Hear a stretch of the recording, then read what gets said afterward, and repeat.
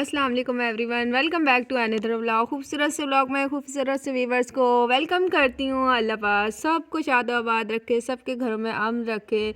जो बेरोज़गार हैं, परेशान हाल है, उनकी परेशानियाँ दूर फरमाए। आमीन सुम आमीन। व्लॉग का आगाज़ यहाँ से कर रही हूँ। यहाँ पे देखें भाई इनके काम ज़रा।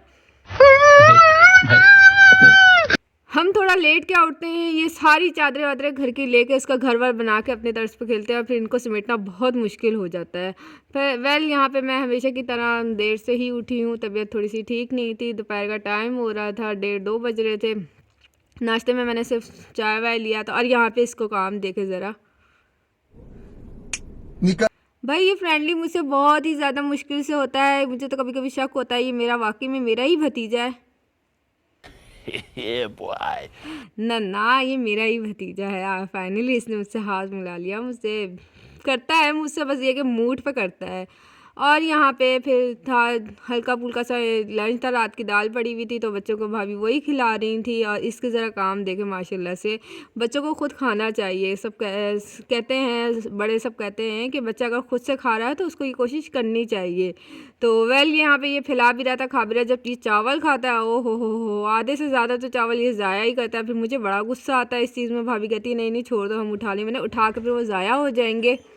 तो इसीलिए ये थोड़ा अच्छा नहीं लगता है कि इस इंसान इसीलिए खुद ही खिला दे बच्चों को, वो ज़्यादा सही होता है। यहाँ पे बच्चे खेल रहे थे और छोटा मोटा लंच जिस तरह कर रहे थे, नाश्ता तो इन्होंने हैवी कर लिया था। फिर उसके बाद यहाँ पे ये था कि आज हेल्पर के कपड़े डे था, वो कपड़े सारे धो रही थी। और यहाँ पे ईशा की मासूमियत तो ज़रा चेक तो करें इसकी मासूमियत। इतनी मासूम दिखती है ना, ये इतनी मासूम है नहीं। बहुत ही चालाक मास्टर है ये हमारे घर की।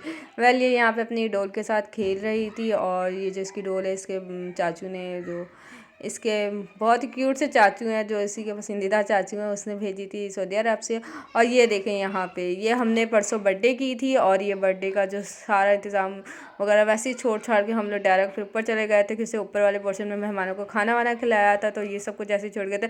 कल तो बिल्कुल भी हिम्मत नहीं हो रही थी। और फिर भाभी के घर में बेटा हो गया था, तो वहाँ पर वो चली गई थी। मेरी हिम्मत नहीं हो रही थी, तो कुछ तबीयत भी मेरी ठीक नहीं थी, तो हमने ये पोर्शन वैसे ही छोड़ दिया था। हमने बोला था चलो जब टाइम मिलेगा 1-2 दिन में हम कर लेंगे, क्योंकि हम प्रॉपर जो है वो ऊपर वाले पोर्शन में रहते हैं। ये नीचे वाला पोर्शन अभी खाली है। अभी इसमें जो कलर का जो एक कोट रह गया है वो करना है, मतलब अभी नीचे की हमने सेटिंग बनानी है। और यहाँ पे ये पता नहीं मुझे क्या दिखा रहा था, इसने क्या बनाया कुछ समझ नहीं आ रहा है। इसने ये जो बॉक्स है, एक डब्बा है ना, ये जो पेंसिलों का बॉक्स होता है, उसको लेके इसने पता नहीं टेप से क्या क्या चिपकाया था और ये करा था। और ये हमारा जो छोटू है घर का, ये तो बहुत ही खुश होता है भाई। इसको बस छोड़ दिया जाए खुली जगह में जहाँ पे कोई सामान वगैरह ना हो, खुला माहौल हो खेलने कूदने के लिए, तो ये वहाँ पे बहुत खुश होता है। यहाँ पे गली के बच्चे आ गए थे, उनको कल पता चली थी हमारे घर में बर्थडे है, तो वो यहाँ पे आके कहते हमें बैलून्स दे दे। मैंने एक एक करके यहाँ से सारे बैलून्स उतार उतार के मैं उन बच्चों में बांटती रही। और इब्राहिम इस्माइल मुझ पर गुस्सा हो रहे थे कि उसे बच्चे होते हैं ना, दूसरे बच्चों को देख के करते हैं। और ईशा देखो वहाँ पे खड़ी हो गई थी, कहती अब अगर आपने एक भी बैलेंस उतारा ना तो फिर अच्छा नहीं होगा भैया। और यहाँ पे हमारे अफ़ान क्यूटी की भी वीडियो आई थी। मैंने बोला अपने प्यारे व्यूवर्स के साथ मैं शेयर करती हूँ। अफ़ान के यहाँ पे ये गंजा हो गया था, क्यों हुआ था पता नहीं। मैंने भी थोड़ा सा नाराज़ हुई थी कि सर्दियों के दिन है, पंजाब में तो ज़्यादा ठंड होती है, आपने इसको अभी गंजा क्यों किया। कहती बस इसके सर में ज़्यादा खुश्की हो गई थी ना, इस वजह से।